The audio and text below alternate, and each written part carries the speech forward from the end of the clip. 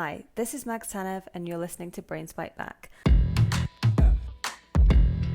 the podcast that explores themes that live at the intersection of psychology, technology, and societies. Today's episode is the first installment in a two-part series which explores ethical user experience design, commonly known as UX design. In this interview, I spoke to Claudia Cabrera, a UX designer at global digital transformation company Intiv. Claudia dedicates herself to making better products through user-centered design and learning about how these digital solutions create impact in people's lives. She was the perfect guest to talk to on this topic, and we dove deep into dark pattern design techniques, what they are, how they're used, what kind of impacts they can have on us, and how UX relates to issues surrounding data privacy and the growing dominance of big tech companies in our lives. Hope you enjoy the show.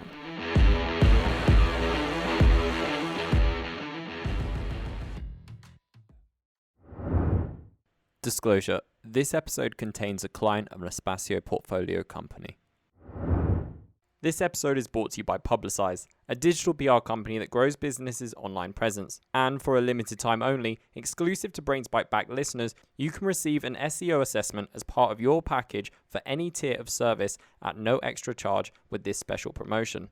To find out more, visit publicize.co/BBB. Okay, so Claudia, welcome to the podcast. It's great to have you on today. Thank you. Happy to be here. So today, I really want to dive into the topic of ethical user experience design, or UX design, specifically talking about something called dark pattern design. Can you tell me a little bit about what exactly is dark pattern design? Sure. A dark pattern is a user interface that has been carefully crafted to trick users into doing things or taking actions they might not otherwise do. For example, buying insurance with their purchases, we are talking about an e-commerce, or signing up for recurring services without even noticing. Sometimes we used to think that can be bad design because the designer has been sloppy or lazy, but without malice. Actually, dark patterns are not mistakes. They are carefully crafted to deceive and with a solid understanding of what human psychology and behavior is. So they don't have the user best interest in mind. Okay, interesting. So can you potentially give me some examples of dark pattern design in action? Where are we seeing it, and how is it tricking users into taking actions they didn't initially realize they were going to take? Yeah, there we can see them in action everywhere around the web, the digital products, for example, or games, or mobile applications. Most commonly, we encounter dark patterns on e-commerce sites because they intend to make a profit, which each of one of those actions that we are taking without even noticing. For example, when one of them called sneak into basket, for example, when they add an extra product to your basket or your shopping cart without you noticing until you go and inspect your purchase. For example, if you want to buy flowers, they add an extra greeting card. Or if you buy an electronic appliance or a computer or a laptop or a tablet, they add insurance. Or even more less harmful, for example, an extra cover for your iPad. And it wasn't doing with your explicit acceptance or your explicit permission, but was doing from the e-commerce side. So they have you performing these purchases and adding things without your specific consent. So you don't give your consent to add these products is because it's called a dark pattern, because most of the dark patterns are trying always to obscure or to confuse information or actions to get an extra profit from your purchase, for example. Other dark patterns, we can find it in social media with the infinite scrolling, or when they try to subscribe you to a newsletter, for example, and opt out or sign up the newsletter or unsubscribe, because it's harder to find the link to unsubscribe to a service than to actually get into that service. This is sometimes called a roach motel because it's really easy to get in and really hard to get out. Even unsubscribing from some services, they put that their best effort to hide or to conceal the way to get out of a service or product.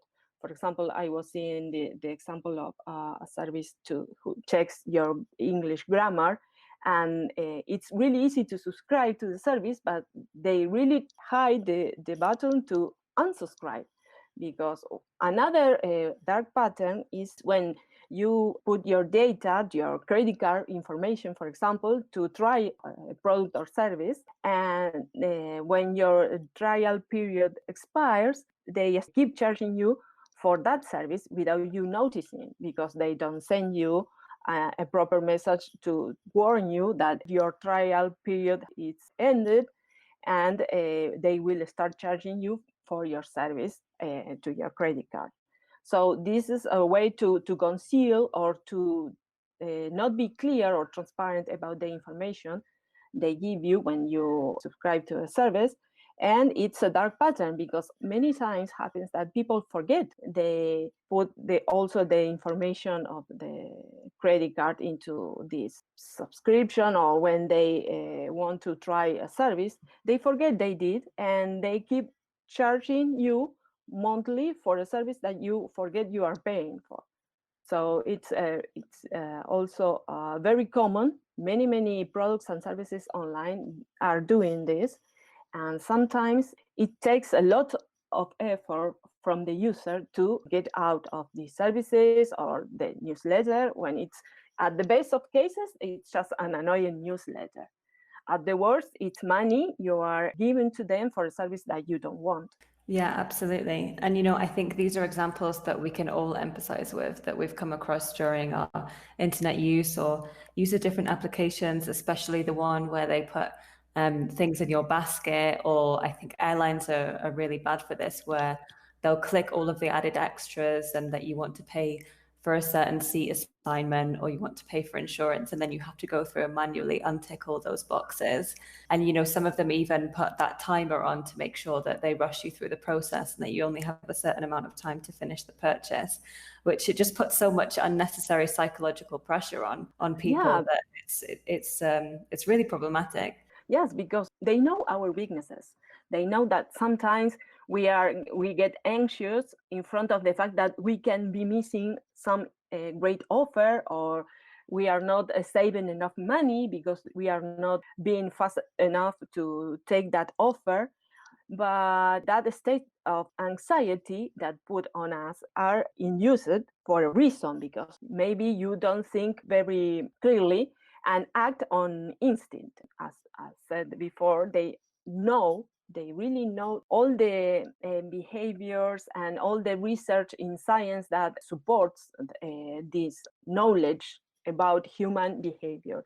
They know that we, in some situations, we don't think clearly because our instinct kicks in and wants us to really get through this situation and to act. So we put an end to this odd feeling of missing something, or this scarcity bias when they play or they make leverage on this need we have as humans, that not to miss an opportunity, don't miss on that item that it's desirable, but actually it's not that desirable. It's because they frame it in a way that it makes it even more desirable than they actually is, and also creating a need in each of us to have it. And maybe when you finally completed the purchase, you can think more in a more cold state of mind and see, actually, I don't need that. I have, I don't know, like 20 other lipsticks that look similar to that. But they put you in that situation when you are easily manipulated, and well, they got your money, they got your attention, your purchase, your private or personal data, maybe your credit card info. So it's really an asymmetrical relationship when they have all this power to get into this game of get this because it's not going to last. And also, I was thinking about how important is when it comes to our private or personal data too, because they also use the same techniques to make us give away more information that we should. Yeah, absolutely. That was actually going to be one of my next questions, but I first want to say that I think the point that you made about people having FOMO, fear of missing out, is a really Yeah, strong part of dark pattern design, especially when you see it if you're like booking a room in a hotel or something like that, and then it'll tell you that four other people are also looking at the same room at the same time. It makes you think yeah, that it's more like valuable and that you've got to be and the first one to yeah. buy it. Yeah. But in most cases, that number of people looking for the same room or the same plane ticket are fake. They are not real. They are just a number embedded into the system that plays against you, making you believe that there are so many people interested in that, or they are, for example, low stock of a certain item, and it's not true. It's just a number, an equation, and an algorithm inside the system that makes you believe that.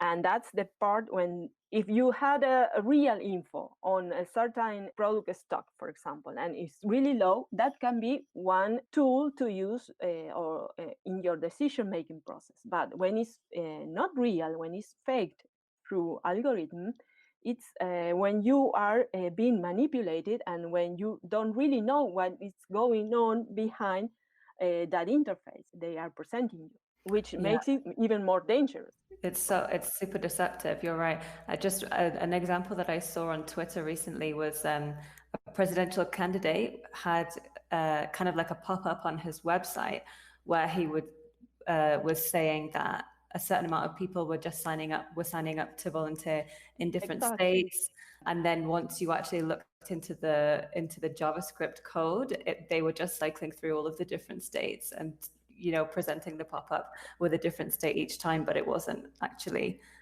the case that people were all signing up to volunteer in these different regions. Yes, in this case, it wasn't to sell you a product, but they were selling you a candidate, and that's the main issue. It's not you are protected because you are in a volunteering or in a political candidate site. It's the same. It's the same strategy. It's the same. They are using the same techniques, and why they are using it because they work.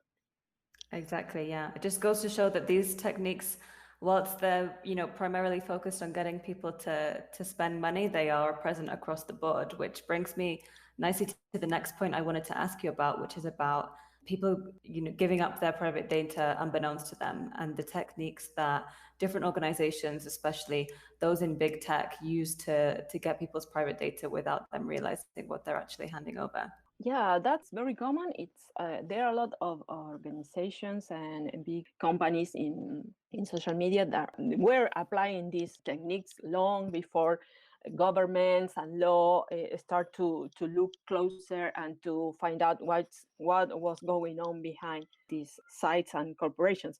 For example, Facebook has been one of these subjects put under the magnifying glass because of their practices that they are being using since the beginning to induce, to obscure, to confuse, and to not be clear to the user when it comes to giving away their own personal data and privacy settings. They do the best they can to hide or to make it cumbersome how you should be protecting your privacy inside, for example, Facebook or let's say Instagram, or there also were some concerns with TikTok, for example, because there were for default making the profiles of the users public.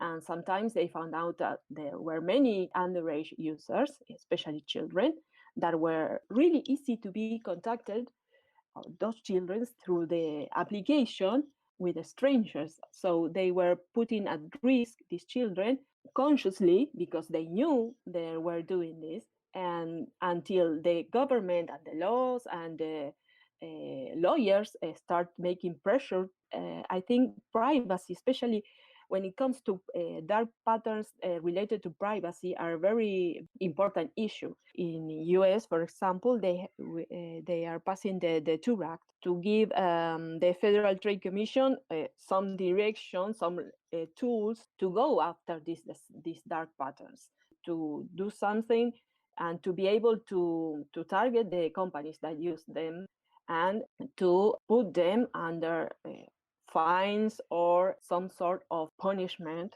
to prevent them to keep using them. Also in Europe, they have this general, it's called the GDPR. It stands for General Data Protection Regulation that came into force in May 2018, when they are putting some a set of rules for companies and for how to protect the rights of the citizen to their own private data, and how these companies are going to protect the data and to process the data, because it is also important to know how they are going to handle and process all your data once you are consent to give it to these companies. I think you made some really interesting points about the legislation that has been passed and that's in process of getting passed at the moment. I think the Detour Act is a really important one because that's addressing directly dark pattern design and attempting to restrict companies' use of it. But when it comes to things like GDPR, I think an issue that has been run into is that these big tech companies have so much financial power that even when they do run into problems and they don't comply with those laws, they can just pay those fines and carry on operating anyway. It's actually less of a obstacle for them to just pay the fine and then carry on doing what they were doing than to change their practices. So it's an interesting debate, that one, about how far this legislation goes and whether or not it is restrictive enough. Yes, and one thing about protecting your right to your data and to your privacy is that when we are more and more easily identified, we are not anonymous anymore. When we browse the web, when we use a social media service or an application or a mobile app, so we are more and more being more exposed, even if we don't realize. And when they use our data to manipulate our purchases, I think, but when they use it to manipulate also our views on the world, our political views, our political or religion, it becomes even more complicated and more dangerous. So there is not only the dark patterns that affects us when it comes to money. It also can affect our life in a community, for example. We are easily traceable if we are not very careful when some application asks to share our location, for example. We share our location to find the closest Starbucks, but we also are sharing our movements inside a city or a country, and we must be aware of this too, because it's also important, and it's always a dark pattern involved in order to get our information without us even noticing. Sometimes I use a lot Google Maps because I get lost easily, but really easy. So sometimes I get it, I have it activated all the time, especially when I am on a city I'm not very familiar with. So sometimes they send me I don't know, they have a name for this small feature when they show you your month of travels. Sort of, you are being here and here and here and there, and they know most of my activity on a daily basis, and they can use it to don't make me get lost in the city, but they can usually use it for other things that I'm not aware of, that I'm not able to ever know. It's a really scary thought, especially when it's something that's so personal like that, like your daily movements, and the fact that these big tech companies like Google have such a long reach when it comes to knowing all of this data that we do essentially hand over to them through these dark pattern designs. But what concerns me, I think, the most is how many people are happy to hand over that data because they feel like they're getting something in return for it. Like you said, Google Maps is really useful, and I find the whole Google ecosystem really useful. Like the thought of now living without Gmail, without Google Search, without Google Calendar, without Google Meets where we're recording this call today, it seems like an impossible feat. But the fact of the matter is that the value that they gain from all of the data that we're handing over to them is much more than the value that we gain from using their products. So I think educating the public around these topics, especially dark pattern design, is going to be a key part in convincing people that there is some, I don't know, I don't want to say malevolence, but there's definitely some darker intentions going on behind the scenes. Yes, and once we are informed about this, what we can do is to ask for more transparency when it comes to giving away our data. Because if we know that there are rules when it comes to managing and storing our data, and we know the companies comply to those rules, and if they do their maximum effort to having our security or data security in mind, we can happily give them our data, or our GPS, for example, access to our GPS or our camera phone or our contacts. The point is we must know what to ask them to do, because if we don't push them, we don't pressure them, we don't put enough pressure to these companies, they will do whatever they want.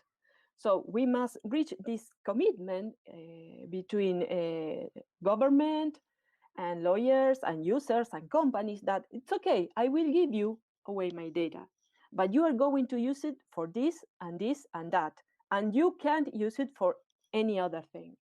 And I think this is, for example, what in Europe are trying to do, to make sure the companies will do their best effort to protect the data, and to make sure they will put all the research to create products that will not ask you what they don't need, for example. And I think that's a good commitment. I think that is a goal we can have when it comes to, for example, our how they handle our personal data, our private data, our credit card data, our, for example, health records, also our credit score, our own genomic information. If you are doing yourself an ADN test because you want to know about your ancestors, you want to make sure that they are going to keep that information secure and private. Yeah, absolutely. And I think it's interesting that you mentioned there about access to health data, because that is something that, especially now with COVID-19, all of these different apps that are coming up, not just contact tracing apps, but other different types of applications that are seeking to help combat the crisis and the spread of this virus. There's going to be a lot of data that governments especially will have access to, and we as citizens need to know that they're not doing anything with that data after the pandemic is over, and that it's only being used in the fight against the virus and not anywhere else. Exactly, and to make sure that they will store that data, or maybe they will destroy it after everything passed, or they won't sell it to third companies, or maybe if there were private companies involved in the creation of these applications and devices and so on, they will not be able to keep that data or have access to. There are a lot of issues when it comes to this kind of applications that we are going to make sure that they are going to, the governments are going to handle it in a secure way. It's important also because they trace all your movements and your contacts and your inner circle. For example, many apps will, I think in China, they will able to know if you were sitting in a certain spot on your subway travel and next to some subject A and subject B, and that's kind of scary in a certain point. And it might be helpful in a pandemic situation, but They also can be used after the pandemic is gone. So it's it's an issue that I'm pretty sure is going to rise in the years to come. Yeah, especially when you think about the behavior of different governments and the trust level that citizens have in them already. I think if Exactly. governments are going to behave responsibly with this data, the primary push for that needs to come from users being aware and citizens being aware of what's at stake if they're being continuously and more closely surveilled, even after the night's over. Yes, and especially in countries, for example, like in Argentina, when there is not enough technology literacy, not among the citizens, but also among the public servants, we need to push for them to be more educated in order to create better laws and to create a safer environment when it comes to digital data for all the citizens. When I see the examples of the Detour Act or GDPR in Europe, I see they are doing a lot of work making sure they are protecting their citizens, and they are very sophisticated when it comes to how they think and how they act when they want to set these rules and these laws. And I wish we could have the same sophistication level, but in our cases we need to be more vocal, maybe as a community, in my case as a UX designer inside our own communities, to ask for this too, because this is maybe it's not that urgent right now, but it's going to be a really big issue in the near future. So I think it's important to see all the angles of these dark patterns, because when you start to look at them, you see more and more that involves not only losing some money to the flash sales, but also losing more than money, losing your privacy and getting people to know more about yourself than you would expect. Yeah.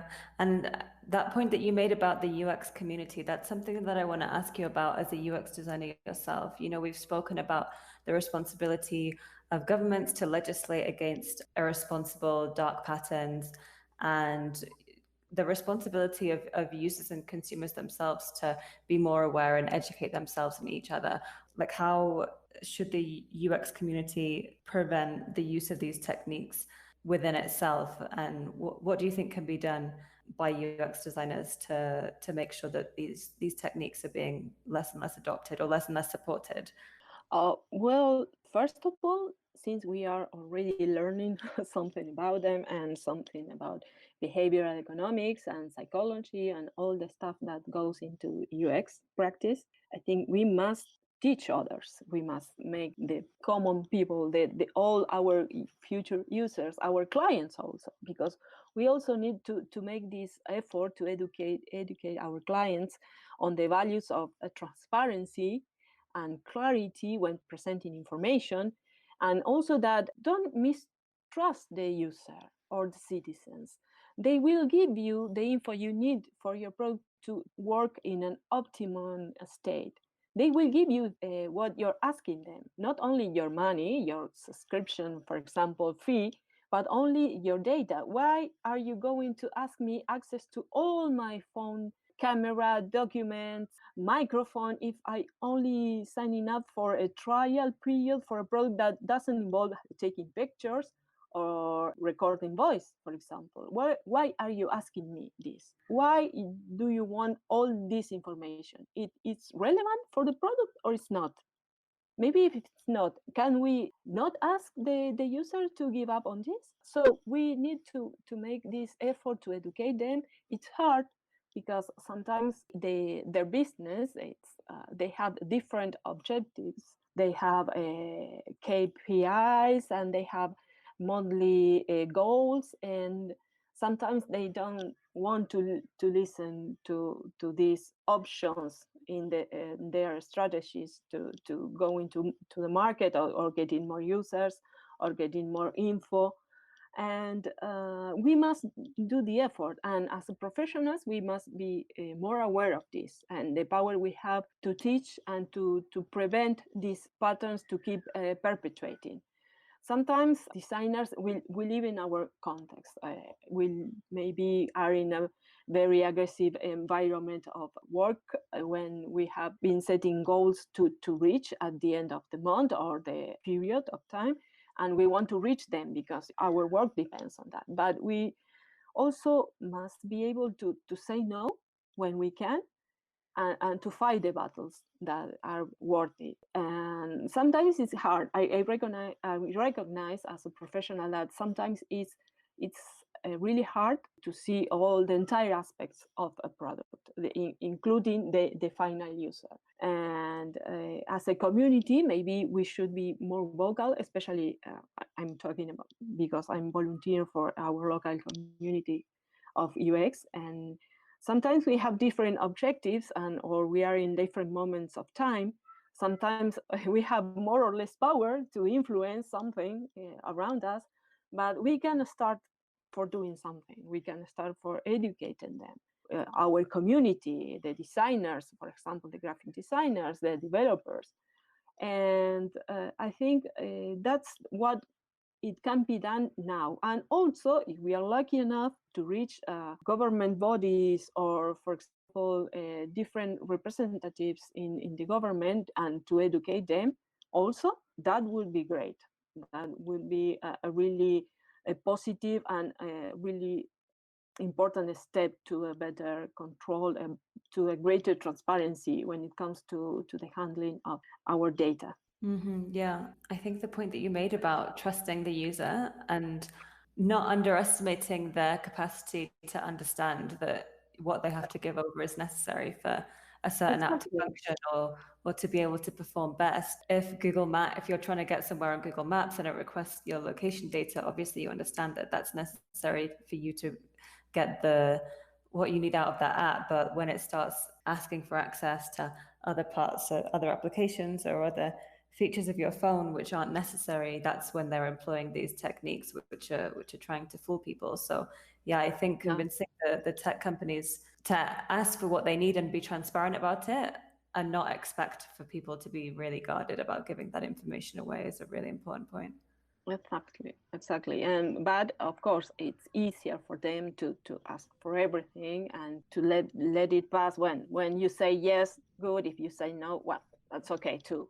But I think they should be a more transparent view of things when it comes to the companies and when it comes to users. Users are they can trust you if you are worth of trust, that trust. So sometimes it's not that hard equation. Give them enough information and present that information in a clear way, and the user will give you what you need. Don't ask them what you don't really need. And for example, I was reading about under the GDPR law, you can, for example, if you want to run A/B testings without the users knowing, you can't anymore. You must inform the users you are running this different type of, for example, interfaces to see which one works best. And that was referencing a test that Facebook ran on their users about what happens to you if you have a really depressing news feed, and the people will be depressed as a consequence or not. And of course, people got depressed, and that they did it without warning their users. That actually is not very, it's not a nice thing to do to your users. But also, there are total lack of disclosure of what were they doing. It's when it enters the ethical realm and the moral realm, you have a captive audience. What are you doing that to them? If you can ask for the permission, and you will have enough amount of users to run your test that will give you the explicit consent.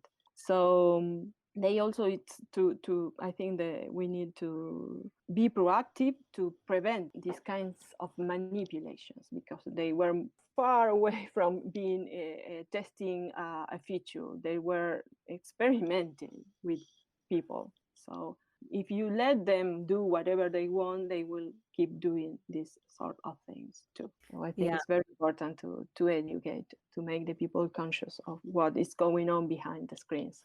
Yeah, definitely. That's really interesting about the A/B testing. Now companies have to be transparent about that under GDPR. I didn't know that, but it comes as no surprise to me that Facebook were actually doing that by providing depressing content to their users. Facebook is probably one of the number one, if not the number one, culprits of dot design techniques and Yes, manipulation of users. So yes, yes. It is the poster boy for dark patterns. Also, the depressing news were one thing. They can also present you with hate speech or racial bias information or extreme religious views. So they can run a lot of tests on a lot of subjects, and you sometimes you don't even notice. And they do it gradually, and they do it knowing you. They present you the info in a way that will be attractive to you, and we must be really aware of these manipulations. yeah. I mean, the reality is that people are so much more likely to engage with something that shocks them or makes them really angry.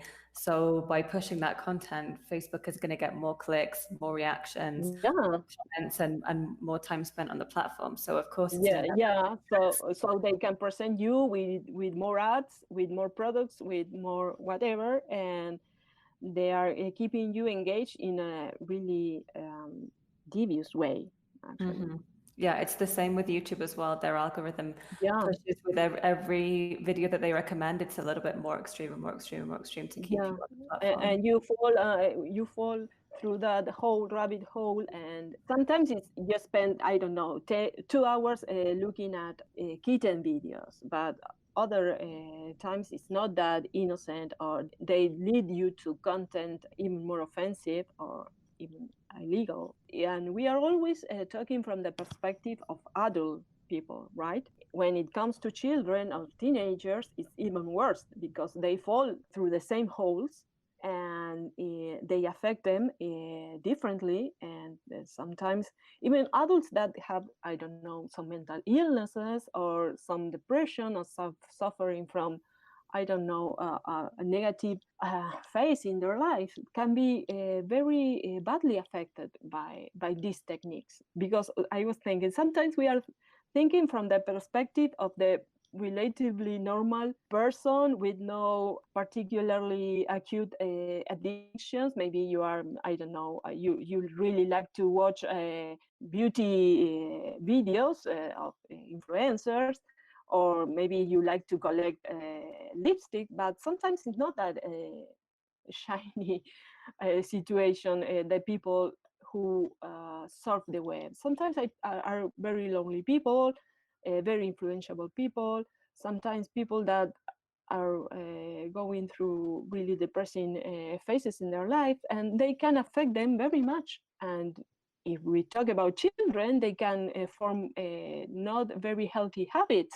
For example, low span attention, very easily to get into bad habits, even the dark games that are going around, like the blue whale that was once, and really dark memes or games or challenges. So we must consider all the spectrum of humans that get access and have this digital life also.